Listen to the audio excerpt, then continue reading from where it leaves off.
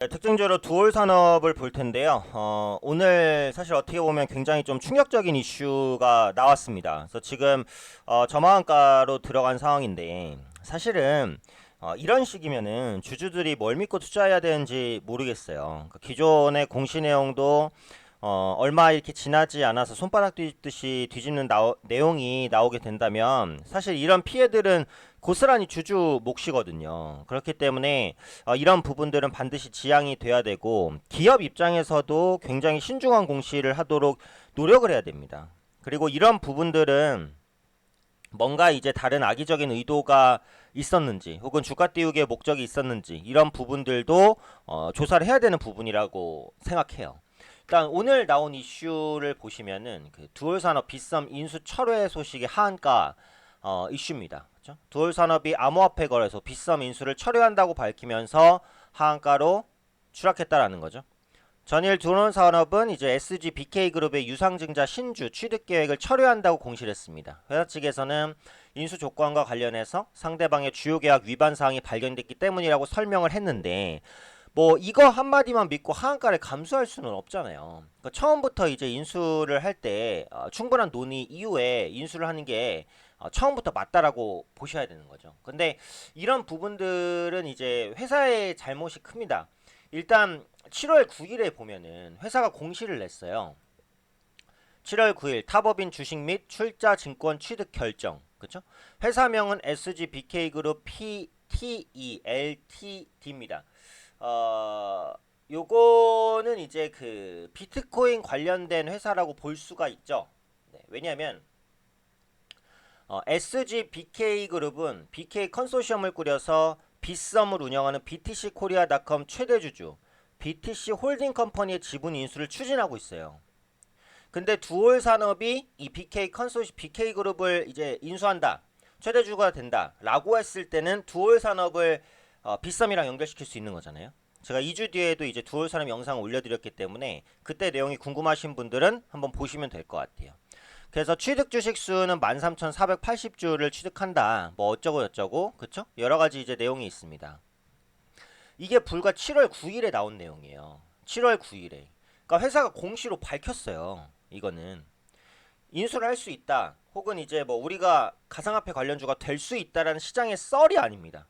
회사가 인수를 하겠다라고 밝힌 거란 말이에요. 분명히 7월 9일 날. 그렇죠? 근데 7월 9일 이후에 나오는 이슈를 보면은 7월 25일 불과 16일 뒤입니다. 소송 등의 제기 신청 일정 금액 이상의 청구입니다. 주식회사 BTC 홀딩 컴퍼니와 주식회사 비덴트가 소송을 제기하죠.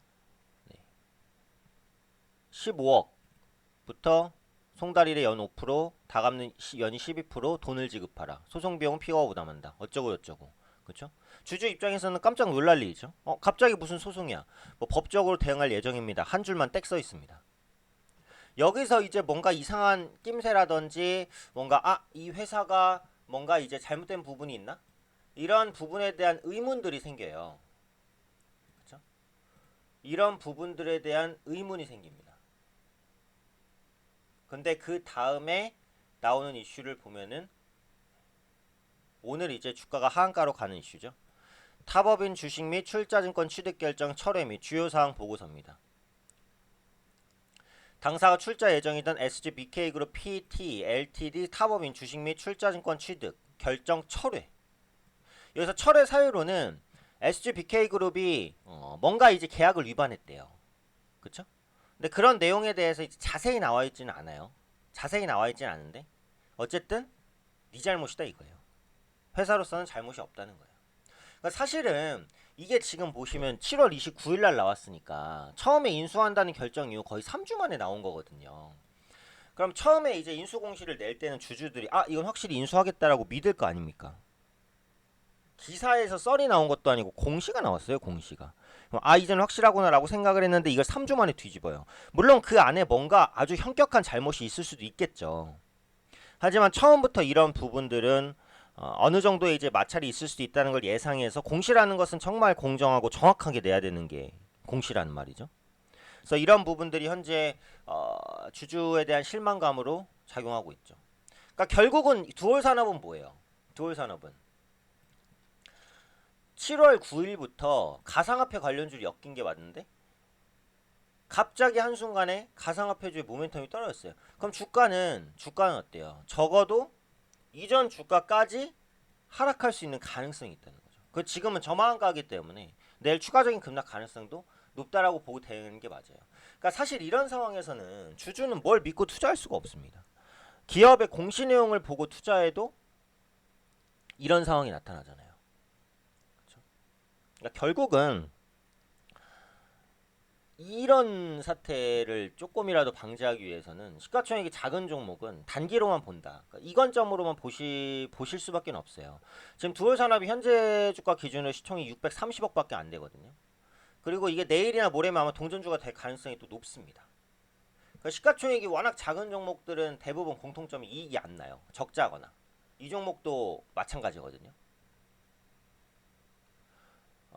그렇기 때문에 오늘 제가 말씀드리고자 하는 것은 시가총액이 너무 작거나 재무구조가 불안정한 종목을 아예 안 할 수는 없어요.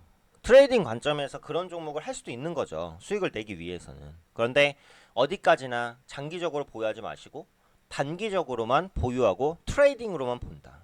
투자를 하실 거면 적어도 재무구조가 안정적이거나 시가총액이 그래도 어느 정도 있는 종목. 물론 시가총액이 어느 정도 있다고 무조건 안전한 거 아닙니다, 사실은. 근데 그나 말해도 안전한 투자를 하려면 그런 종목군들을 중심으로 보시는 게 좀 맞다. 이렇게 판단이 되는 거죠.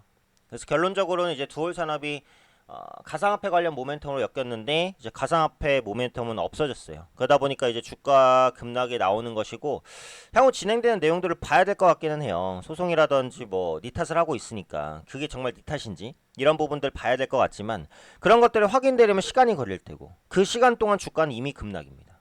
그럼 그 주주들의 피해는 아무도 보상 안 해줘요. 그러니까 주식이라는 것은 철저하게 자기가 조심할 수밖에 없어요. 자기가 잘못하지 않아도 급락이 나올 수 있는 거니까. 아시겠죠? 그래서 오늘 이제 듀얼 산업 관련된 이슈가 후폭풍이 좀 있을 것 같아서 다뤄드렸습니다.